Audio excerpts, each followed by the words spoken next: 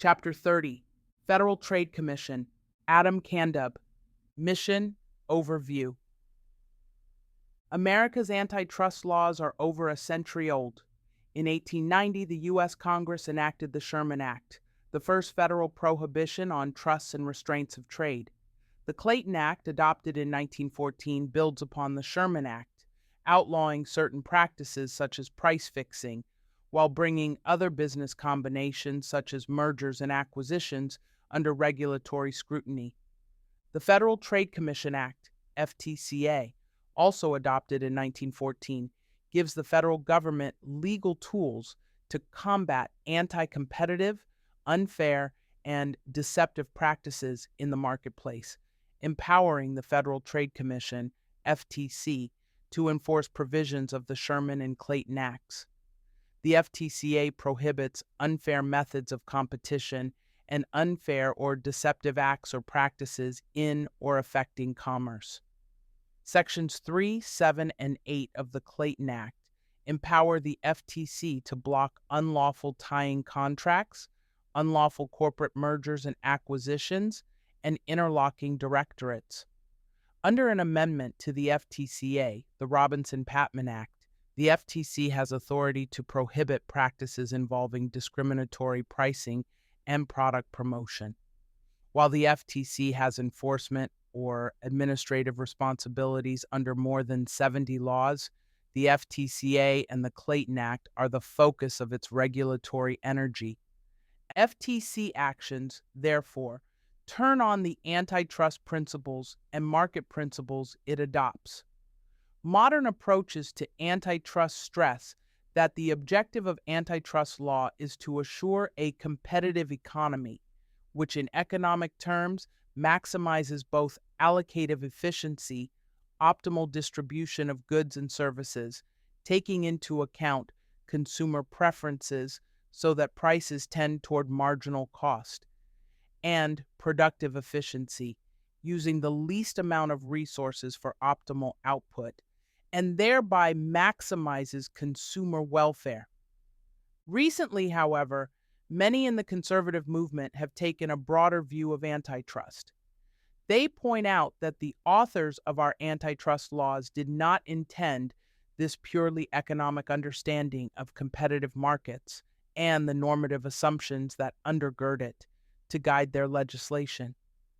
First, these principles were only imperfectly worked out at the time the antitrust laws were passed. Second, contemporaneous statements concerning the Sherman and Clayton Acts demonstrate Congress's concern about the political and economic power of the oil and railroad trusts of the first Gilded Age and their influence on democratic institutions and civil society. Antitrust law can combat dominant firms' baleful effects on democratic institutions such as free speech, the marketplace of ideas, shareholder control, and managerial accountability, as well as collusive behavior with government. Republican Senator John Sherman explained to Congress in support of his eponymous legislation, "If we will not endure a king as a political power, we should not endure a king over the production, transportation, and sale of any of the necessaries of life. If we would not submit to an emperor, we should not submit to an autocrat of trade with power to prevent competition and to fix the price of any commodity." Similarly, identifying the institutional threats that market concentration can pose, the former Republican president and future Supreme Court Justice William Howard Taft wrote at the time, "The federal antitrust law is one of the most important statutes ever passed in this country. It was a step taken by Congress to meet what the public had found to be a growing and intolerable evil in combinations between many who had capital employed in a branch of trade, industry, or transportation to obtain control of it, regulate prices, and make unlimited profit. Taft saw in this economic threat broader implications for American society since The building of great and powerful corporations, which had, many of them, intervened in politics and, through use of corrupt machines and bosses, threatened us with a plutocracy. Others in the conservative movement have maintained for numerous decades that an economic justification is the only coherent approach to the antitrust laws. Many view the first 90 years of U.S. antitrust policy as unprincipled in its approach, often resulting in policies that, by trying to protect smaller competitors, ended up raising prices for consumers.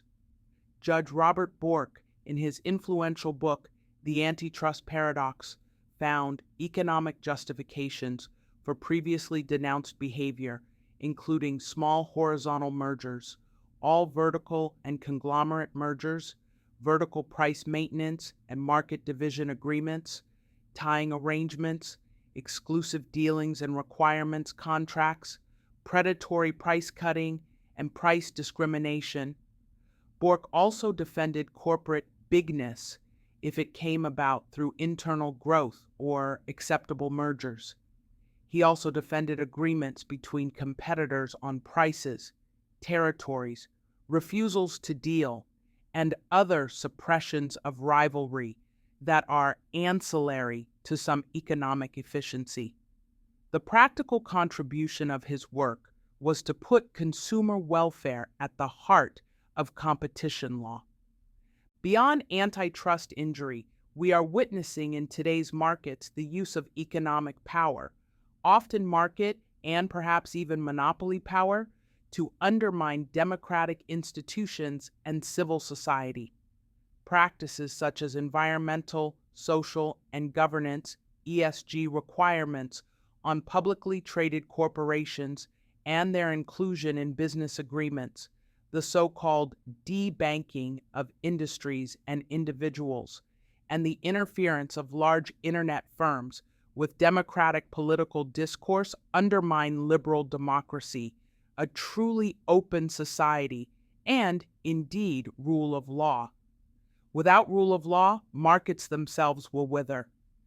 Critical of the social responsibility agenda, Milton Friedman, in his provocatively titled essay, The Social Responsibility of Business is to Increase Its Profits, states, "There is one and only one social responsibility of business, to use its resources and engage in activities designed to increase its profits so long as it stays in the rules of the game, which is to say, engages in open and free competition without deception or fraud." For Friedman, market mechanisms, not political mechanisms, are the appropriate way to determine the allocation of scarce resources to alternative uses. Business managers appropriate shareholder wealth when they use corporate resources to further their personal political beliefs, even when pursuing what they consider a socially responsible or moral agenda. The business of American business is business, not ideology. More broadly, there is less and less debate around the growth of monopoly rents throughout the U.S. economy. The current data strongly suggest that U.S. corporations are systematically earning far higher profits than they were 25 or 30 years ago. Combined with other evidence that large corporations are accounting for an increasing share of revenue and employment, it certainly appears that many large U.S. corporations are earning substantial incumbency rents and have been doing so for at least 15 years, apart from during the depths of the Great Recession that began in 2008. While the explanations for this shift are not clear, what is particularly disturbing is the possibility that these rents are extracted at least in part through regulatory capture, which can function as a barrier to entry for new competitors. In addition, the sheer cost of compliance with regulation favors large firms, which can more efficiently spread the cost of regulation over a larger revenue base and have the resources to invest in sophisticated government relations. The FTC must consider, therefore, the role of government itself in maintaining market concentration in areas ranging from pharmaceuticals and healthcare to avionics, banking, and real estate brokerage. Beyond undermining small businesses and reducing their salubrious moral effect on American civil society, concentration of economic power facilitates collusion between government and private actors, undermining the rule of law. The continued emergence of evidence documenting collusion between the big tech internet platforms and the Biden White House and administrative agencies to censor criticism, scientific fact, and uncomfortable political truths demonstrates this unfortunate development. But there are some caveats. First, the FTC lacks the power to revisit developments in antitrust laws, which have brought an invaluable rigor to the antitrust law. Matters such as analyzing vertical integration, for example, nor should it. Second, the FTC's recent rescinding of its 2015 policy statement was undoubtedly ill-considered. Of course, the consumer welfare standard must guide FTC action, but in appropriate situations and with strong evidence, this standard must be expanded to include more factors than just price. Further, a similar standard of proof used to establish that a practice challenged by the Commission causes harm to competition must also apply in demonstrating the efficiencies that justify the practices. President Harry Truman reportedly made the famous quip, "Give me a one-handed economist. All my economists say on the one hand, then but on the other." When it comes to some of the more vexing issues in antitrust regulation, the conservative movement is in the same predicament. Many wish to preserve the productivity and efficiency focus of an economic-based consumer welfare standard approach to antitrust enforcement. Others are more willing to look at the effects of business concentration in certain industries on innovation, the institutional resilience of our democracy, and children's development. The following discussion sets forth policy principles and initiatives on which there was agreement among the contributors to this chapter and notes and explains where there was dissent. Needed reforms. Should the FTC enforce antitrust or even continue to exist? Some conservatives think that antitrust enforcement should be invested solely in the Department of Justice, DOJ.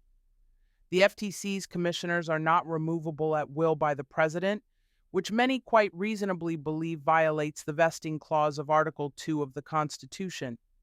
It is for this reason that conservatives have long believed in either ending law enforcement activities of independent agencies or ending their independent status.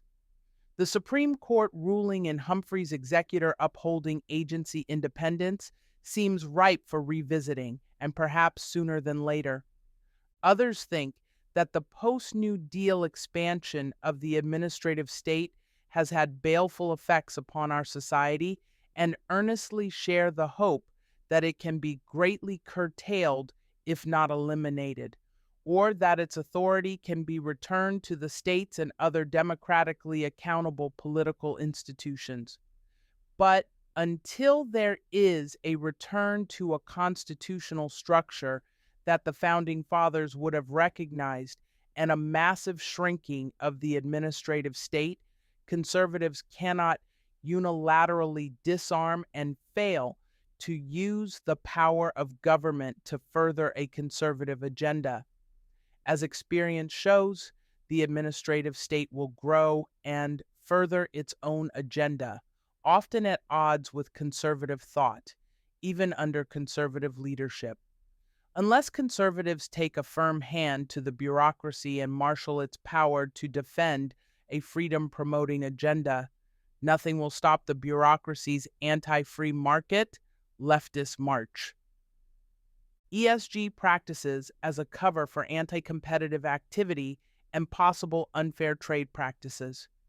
It has long been suspected, and is now increasingly documented, that corporate social advocacy on issues ranging from diversity, equity, and inclusion, DEI, to the environmental, social, and governance, ESG movement also serves to launder corporate reputation and perhaps obtain favorable treatment from government actors.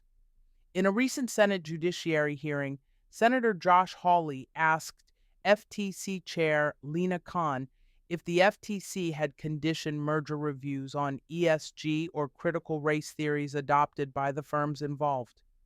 Khan responded by saying that she turned down deals when firms offered social justice policies in return for approving unlawful deals.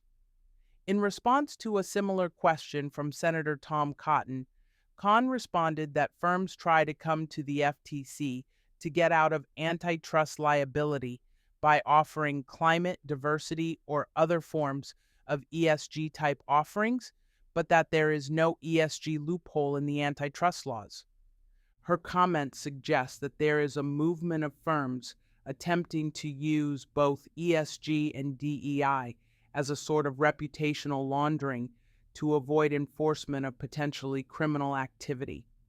The FTC should set up an ESG DEI collusion task force to investigate firms, particularly in private equity, to see if they are using the practice as a means to meet targets, fix prices, or reduce output. Congress should investigate ESG practices as a cover for anti-competitive activity and possible unfair trade practices. The business of American business is business, not ideology. The privileges extended to corporations in American society come with the expectation that they will pursue profits for shareholders, bringing about economic growth. Managers, particularly in publicly traded corporations, who use their power to advance sets of fashionable moral beliefs such as ESG DEI, introduce agency problems into the shareholder relationship and appropriate corporate wealth for their own benefit. Milton Friedman recognized this problem decades ago when answering the question whether businesses have ethical or social obligations, as was mentioned above. Contrary to his detractors, Friedman did not defend greed is good. Rather, according to Friedman, socially responsible activities conducted by a corporation distort economic freedom because shareholders do not decide how their money will be spent, increasing the possibility for fraud or management opportunism. This is especially the case in concentrated industries with market power. Managers who insert their own values into underwriting agreements, contracts for professional services, or other business transactions co-opt shareholder value for their own personal utility. This is an unfair trade practice, particularly when it occurs in industries that enjoy market power and special privileges or relationships with the government. Cancel culture, collusion, and commerce. As a corollary, businesses that make general offers of service to the public forego profits by refusing to service a lawful activity, i.e., fossil fuel extraction or gun manufacturing, raising similar concerns. When banks or internet platforms refuse customers based on their political or social views, as distinguished from religious views, they forgo profits. While such decisions are often justified on public relations, marketing, or branding grounds, and normally such decisions, reflecting business judgment, should and would receive deference. This presumption is harder to make in a highly partisan, ideologically divided America. This type of behavior can rise to the level of an unfair trade practice when the business is 1, publicly traded, 2, highly regulated, 3, enjoys legal privileges, 4, enjoys market power, and 5, appears to engage in its own political or social agenda that is unrelated to any conceivable branding concerns. The government, as guided by democratically passed laws, already regulates activities such as fossil fuel extraction and gun manufacturing. Businesses, particularly those that enjoy certain government privileges or relationships and/or market power, should not replace democratic decision-making with their own judgment on controversial matters. A related concern is the degree to which concentration of industries, particularly in pharmaceuticals, healthcare, and the internet, encourages government collusion that undermines democratic institutions. Collusion can be explicit, in the case, for example, of government working with social media companies to censor politically harmful news, or more implicit, for example, regulatory requirements so burdensome that they deter market entrants by smaller entities without the resources to bear them. Protecting children online. The FTC has long protected children in a variety of different contexts. Internet platforms profit from obtaining information from children without parents' knowledge or consent, and social media's effect on the well-being of American children is well documented. Around 2012, American teens experienced a dramatic decline in wellness. Depression, self-harm, suicide attempts, and suicide all increased sharply among U.S. adolescents between 2011 and 2019, with similar trends worldwide. The increase occurred at the same time that social media use moved from rare to ubiquitous among teens, making social media a prime suspect for the sudden rise in mental health issues among teens. In addition, excessive social media use is strongly linked to mental health issues among individuals. Several studies strongly support the notion that social media use is a cause, not just a correlation, of subjective well-being and poor mental health. Social media and other large platforms form millions of contracts every year with American children.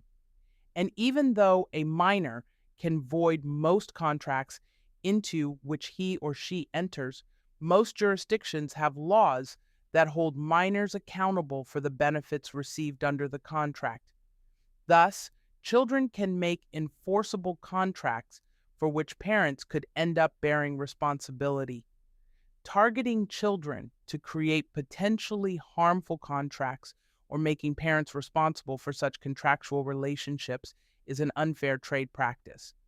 The FTC, therefore, has the authority, interest, and duty to protect children online from such contractual relationships. The FTC should examine platforms' advertising and contract making with children as a deceptive or unfair trade practice, perhaps requiring written parental consent. Currently, the Child Online Privacy Protection Act, COPPA, regulates the information internet firms can obtain from children. COPPA fails because it, 1, only protects children under the age of 13, leaving older teenagers completely unprotected, and 2, only prohibits platforms from collecting information from a child using actual knowledge, rather than abiding by the constructive knowledge standard, which prohibits collecting information from a user reasonably assumed to be underage. The FTC has rulemaking authority under this statute, but has done little with this authority, nor can it, given the statutory constraints. However, the FTC can and should institute unfair trade practices proceedings against entities that enter into contracts with children without parental consent. Personal parental responsibility is, of course, key, but the law must respect, not undermine, lawful parental authority.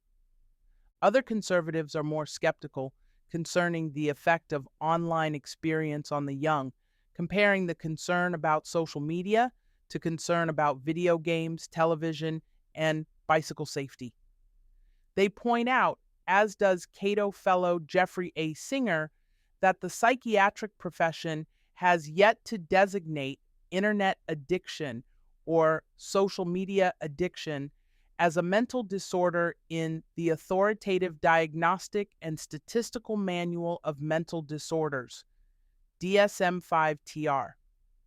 These conservatives also maintain that calling for regulation undermines conservatives' calls for parental empowerment on education or vaccines, as well as personal parenting responsibility. In addition, some of the methods used to regulate children's internet access pose the risk of unintended harms.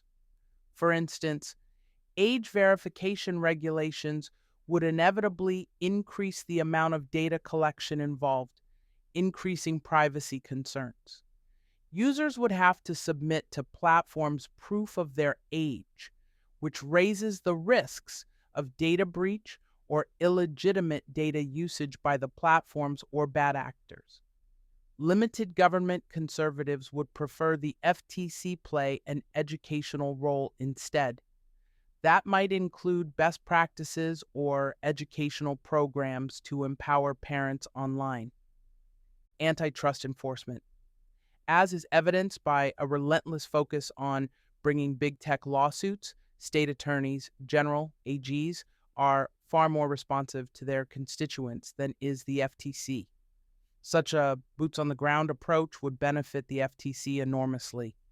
Practically, this would mean establishing a distinct role in the FTC chairman's office focused on state AG cooperation and inviting state AGs to Washington, D.C. to discuss enforcement policy in key sectors under the FTC's jurisdiction. Big tech, hospital mergers, supermarket mergers, and so forth. FTC regional offices are substantially more in touch with local issues. Over the past few decades, the reach and influence of regional offices has shrunk dramatically. The FTC should consider returning authority to these offices. Some conservatives, however, are less supportive of this idea.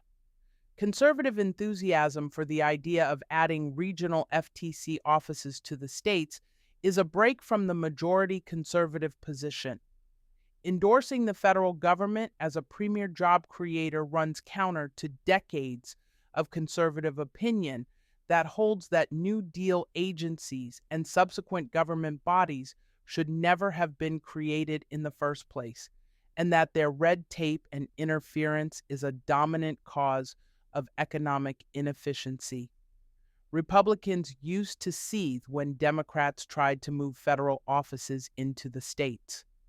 In the early 1990s, House Minority Whip Newt Gingrich fumed about Senator Robert Byrd's campaign to transfer certain national intelligence facilities to West Virginia, calling it a pure abuse of power. Some contributors to this chapter would remind conservatives that the unseen mechanics of redistribution, by which taxpayer money paid to state employees is taken from taxpayers nationwide, is a drag on the economy of the entire country. Many conservatives fear that it would be impossible to uproot or even prune back a bureaucracy the seeds of which have been planted in every state. State legislators would struggle to slash funding from agencies that employ and generously pay thousands of their constituents. FTC outposts would tie middle America inexorably to big progressive government, remaking the heartland in Washington's image. It would be anything but decentralization. Americans need policymakers to discipline the arrogance that prevails inside the Beltway, not spread it. It would be Swamp 2.0, just as deep and many times as wide. Big tech and antitrust. The large internet platforms have transformed the U.S. economy, streamlining consumer purchases, networking billions of people, and altering long-established business practices. Despite their enormous size, they have avoided significant antitrust liability or prosecution. The reasons for this are not entirely clear.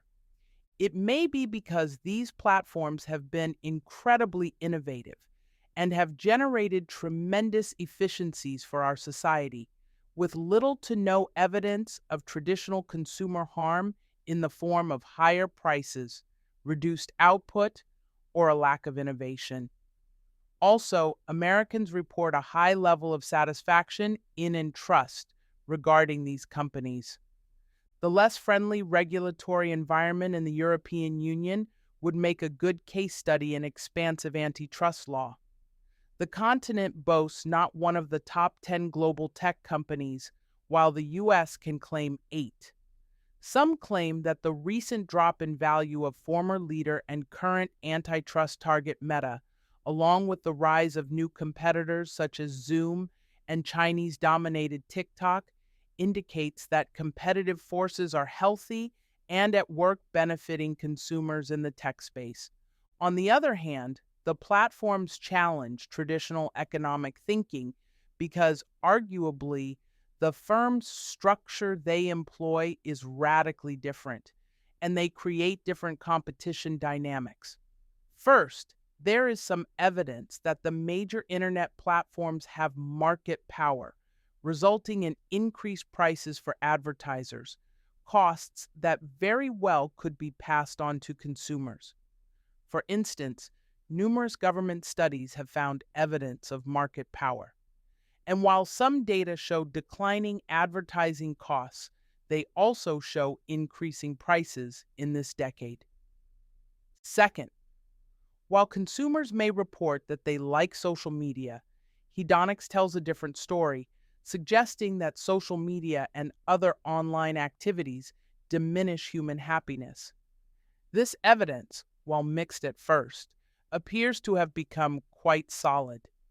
Social media makes Americans less happy. Third, internet platforms have not created consumer price increases, but of course, they provide free services, and this creates a challenge for antitrust regulation. For decades, antitrust economics has been focused on a paradigm in which firm and consumer behavior are modeled as functions of price and output as the primary variables.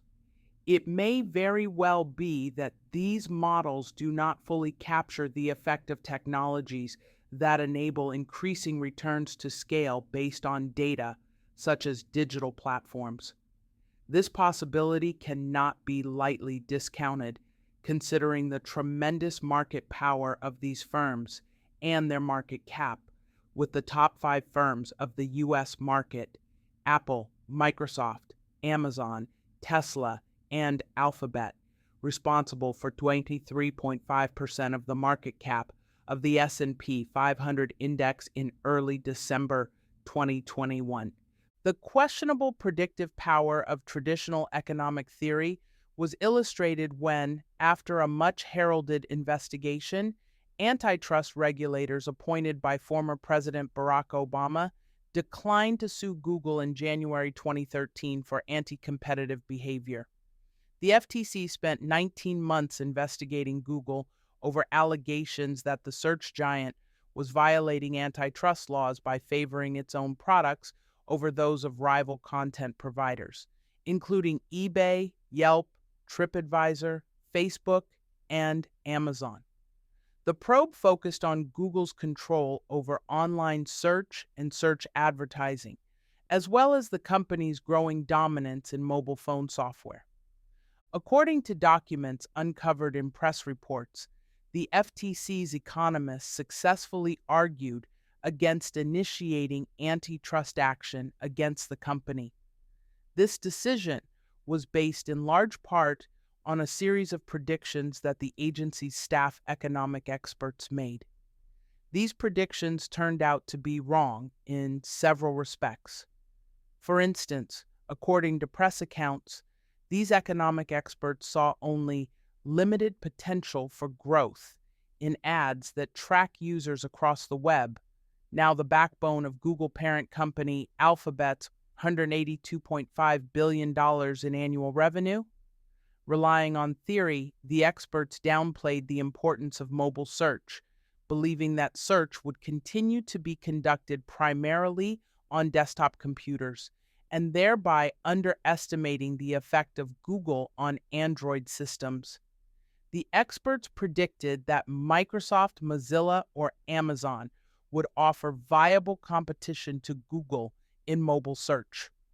This decision, of course, occurred in a political environment of close relationships between the Obama administration and Silicon Valley. Just as traditional economic theory seems inadequate to the job of understanding big tech and predicting its behavior, empirical evidence is very difficult to come by. This is particularly troublesome. Beyond the fact that most user data are proprietary, online markets change so quickly that econometric conclusions are often difficult to make because even if the data are available, they do not exist for long enough time horizons. Yet a pattern of highly concentrated firms with occasional dropout and replacement by another successor firm with vast market power seems to be emerging. The policy implications of this quandary are not clear, but for the conservative movement, some believe that some type of policy response is necessary. The dominant internet platforms have disrupted democratic deliberation, as is evidenced by the Hunter Biden laptop story. They have a propensity to collude with government to advance political goals, as documents unearthed by the Missouri and Louisiana AG suits concerning the COVID response demonstrate. And they play a pivotal role in our economy. As Judge Frank Easterbrook famously suggested, regulators should look at the cost of error in their judgments. This argument has usually been used to buttress a tentative and hands-off approach to antitrust because judicial error in antitrust will persist, type 2 error, and continue to damage markets, while failure to take antitrust action, type 1 error, will correct itself in the long run as competitors challenge monopolies. However, failing to take antitrust enforcement action, type 1 error, includes the possibility of real injury to the structure of important American institutions such as democratic accountability and free speech. If so, a more proactive approach may be warranted. Certain online services, such as social media, have an unquestionable negative utility, particularly on young people, as set forth above. The more efficient provision of such services may create more unhappiness. More broadly, the utility benefits of many online platforms and services are obscure and may be significantly overstated, as the most recent evidence suggests. The FTC must become more sophisticated in measuring consumer surplus.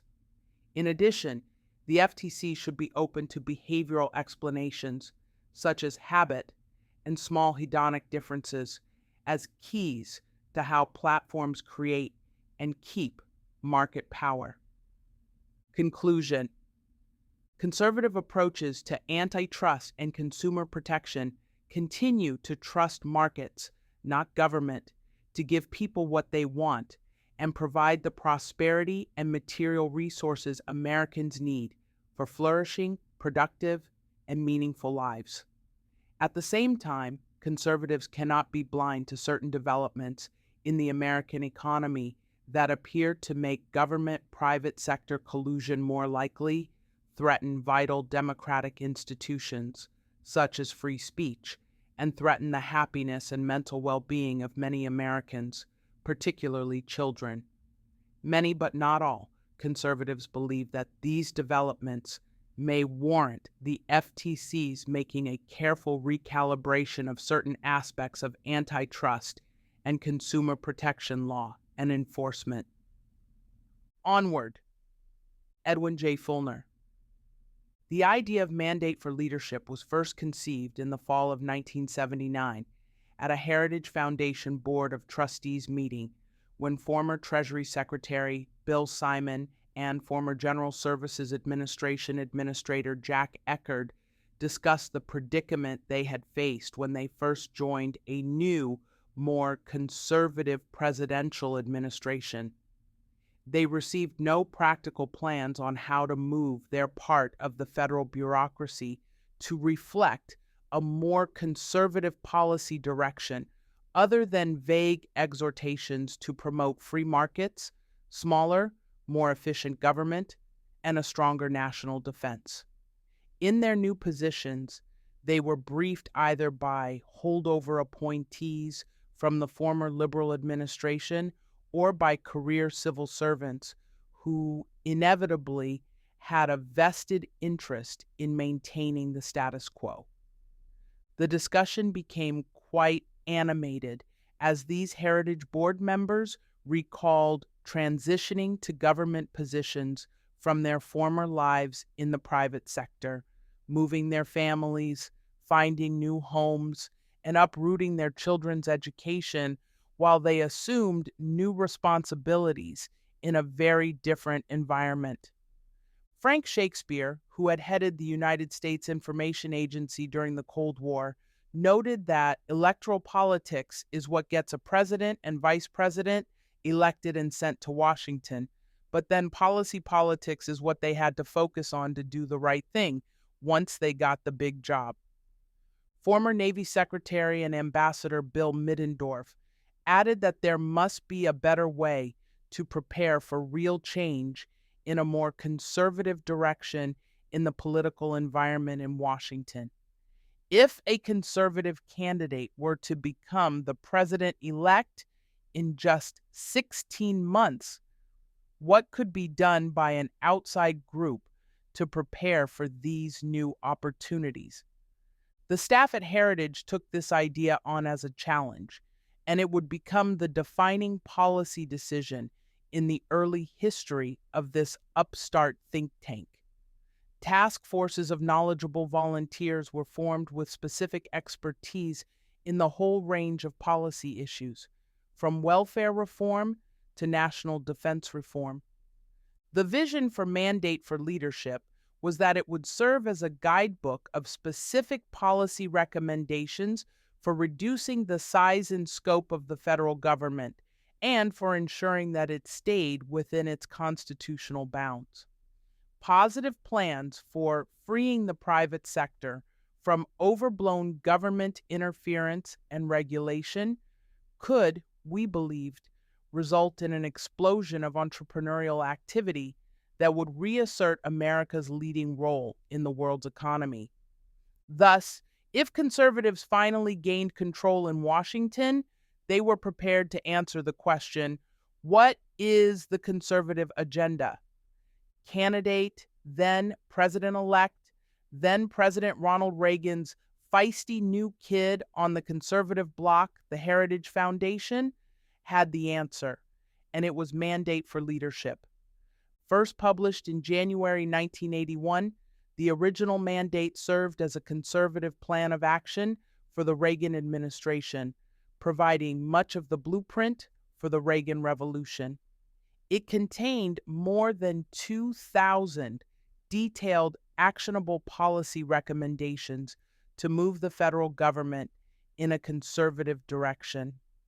The recommendations ranged from internal bureaucratic reorganizations to plans to implement specific fundamental changes in every imaginable policy area, from tax and regulatory reform to strengthening national defense to reforming social programs. All were carefully crafted, vetted, and pieced together. On January 21, 1981, at the first meeting of his cabinet, President Reagan distributed copies of Mandate, and many of the study's authors were recruited into the administration to implement its recommendations. In the foreword of that first edition, I wrote, "What is offered by the authors is a series of proposals which, if implemented, will help revitalize our economy, strengthen our national security, and halt the centralization of power in the federal government." The conservative movement had found in Ronald Reagan a president who shared that vision and who had the will to go against the established political grain in Washington. He also had the ability to speak directly to the American people and convincingly show them how those ideas could work for the benefit of all. Mandates proven ideas, and President Reagan's skill at communicating their benefits led to his administration implementing almost half of the recommendations by the end of his first year in office. Those recommendations led to tax cuts and other economic policies that gave America one of the longest periods of peacetime economic growth in its history, with an annual growth rate that has not been rivaled since then.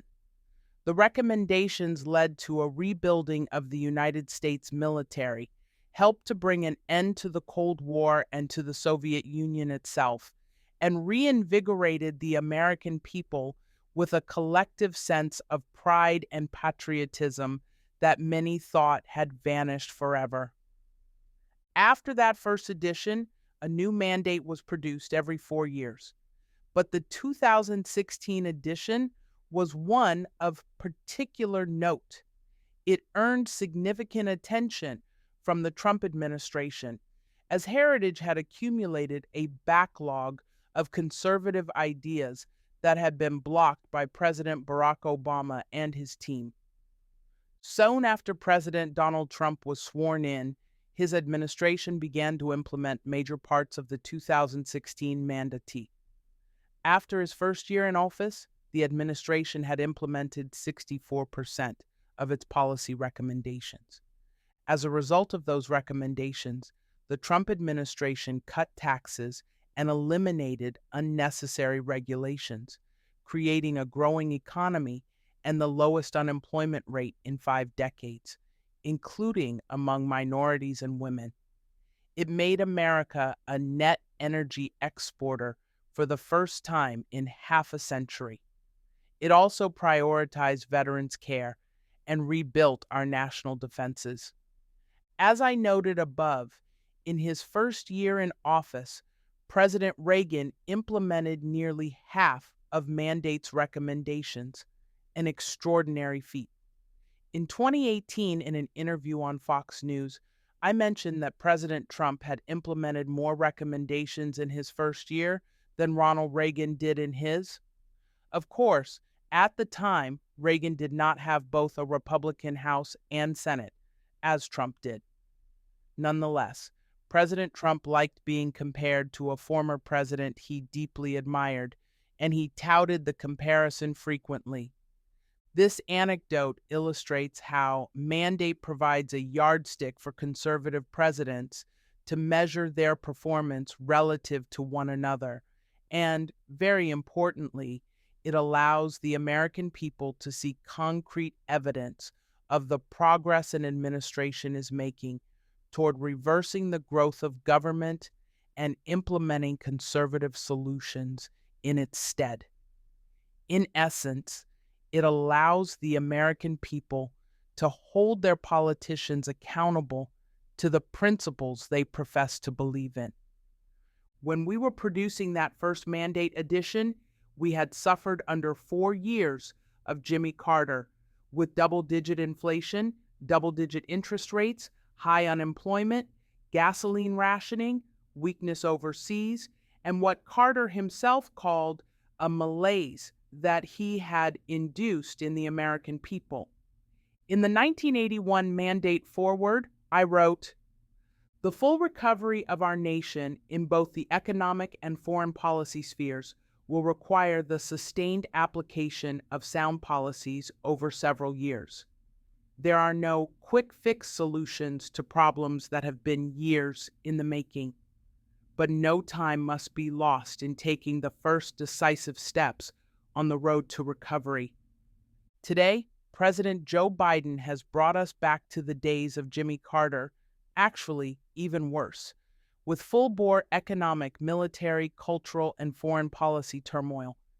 The advice that I wrote more than 4 decades ago just as easily could have been written today. A conservative administration coming on board in 2025 will need to hit the ground running just to undo the significant damage that will have been done during the Biden years. Something that is essential to ensuring that a new president in 2025 can successfully implement a conservative agenda is having the right personnel to run the executive branch departments and their agencies. This is why it is so often said that people are policy. The cabinet secretaries, deputy secretaries, undersecretaries, assistant secretaries, deputy assistant secretaries, administrators, agency heads, and on that a new president chooses to place throughout the executive branch must be principled individuals already aligned with the president's conservative vision, and they must be willing to execute it on the president's behalf. These personnel choices will ultimately determine the success or failure of the policy agenda and, hence, of the whole administration. Presidential appointees not only are critical to implementing the policy agenda, but also must serve to watch the watchers in the departments and agencies they oversee. They must ensure accountability as well as provide a check on the inherent nature of the administrative state to overreach its authority. For example, they must rein in the Environmental Protection Agency, which declared backyard streams navigable waterways that then fall under its authority. They must rein in the Internal Revenue Service, including its 87,000 new employees hired to pick through every detail of what Americans make and how they spend their money. They must rein in agencies such as the Occupational Safety and Health Administration, which the Biden administration weaponized to attempt to force COVID-19 vaccine mandates on 84 million Americans through their workplaces. When these new presidential appointees come into office, it is often the career bureaucrats who end up orienting them to their new positions. Many of these bureaucrats are all too comfortable with the status quo. Appointees have only 4 years, 8 at the most, to effect change and make a difference. They need a roadmap to do that starting on day one. That roadmap is exactly what mandate provides. It is not a mandate to maintain the status quo, but just do it a little more efficiently. Rather, it is a mandate to significantly advance conservative principles in practice and demonstrate to the American people that where liberal policies generally fail, conservative solutions succeed in making life better for all of us. From the original 1981 Reagan era mandate for leadership to this edition for 2025, the purpose remains the same: to present concrete proposals to revitalize our economy, strengthen our national security, and halt the centralization of power in the federal government. In Washington, there are no permanent victories, but neither are there permanent defeats. Rather, there are permanent battles throughout the policy arena. The other side is never standing still. While we may achieve tremendous successes under conservative leaders, the left is always working to chip away at them, which is why we must constantly be prepared for the next fight. That's why today, Heritage President Kevin Roberts, Project 2025 Director Paul Dance, the whole Heritage team, more than 50 organizations, and more than 360 experts from throughout the conservative movement have come together to continue the mandate for leadership tradition of creating policy solutions to solve the biggest issues facing America, solutions based on the core principles of free enterprise, limited government, individual freedom, traditional American values, and a strong national defense. We do this not to expand government, grow its largesse for some special interest, or centralize more control in Washington. Instead, we do this to build an America where freedom, opportunity, prosperity, and civil society flourish for all. One final note. As most readers know, this section of a book is usually called the afterword, but we have decided to title it Onward. In all the decades that I served as the Heritage Foundation's founder and president, and to this day as a member of its board of trustees, I have ended my communications with the exhortation onward. This has been my charge to encourage friends, colleagues, and allies that we must always be advancing. There are always new battles and new opportunities ahead to challenge us to do even more, and we must be ready for them, willing to engage, and use them to work for the betterment of this nation and her people.